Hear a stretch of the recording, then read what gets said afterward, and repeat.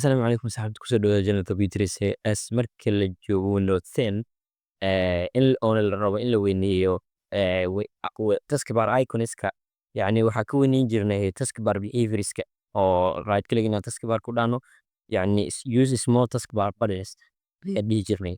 Marka waxaanu rabnaa maanta inaan ka hadalno qaabka u weyneyn lahayd marka la joogo Windows 11. So marka ugu horeysa waxaan rabnaa yani haddii aad tagtid taskbar behaviorska oo right click inta taskbar ku dhahdid haddii aad tagtid taskbar behaviors ma arkaysid macnaha sida Windows 10 show small icons checkbox oo looga dhigayo small icons kaliya left taskbarka centerka gay ama qari ama soo muuji kaliya intaas ayuu leeyahay. Marka qaabkee yani u weyneyn karnaa taskbar iconska marka la joogo Windows 11.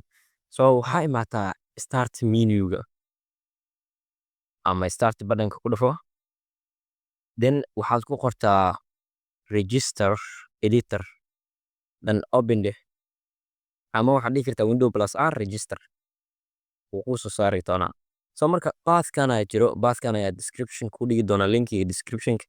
Marka pathkan soo koobi garayso waxaad dhigtaa meeshas ay ku qoran tahay computer iska tirtir paste ku dheh enter deh. So right scroll down then waxaad dhahdaa new, right click new, waxaad ii abuurtaa d worth 32 bit value, then waxaad ku qortaa taskbar s oo capital I oo u taagan size of icon size. So value leeyahay saddex value isticmaalaa 0 1 iyo valuedan kor kaaga muuqdaan iyo 2. 0 waxay u taagan tahay small, 1 waxay u taagan tahay medium, 2 waxay u taagan tahay large. So hadda 1 ka dhigno aan dhahno okay, hadda waa ujeedaa xogaa weyn okay deh.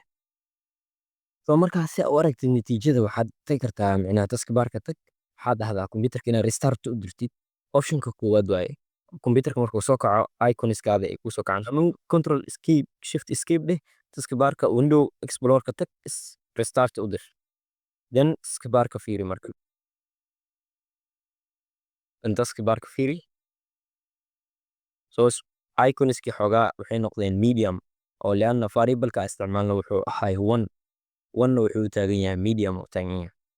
So kusoo laabo, so medium hadda waxaan ka bedeleynaa macnaha qaabka hadda uu medium waxa ka dhigaynaa 0 oo u taagan macnaha small icons okay deh, then taskbarka tag control shift escape window explorer right click then restart, then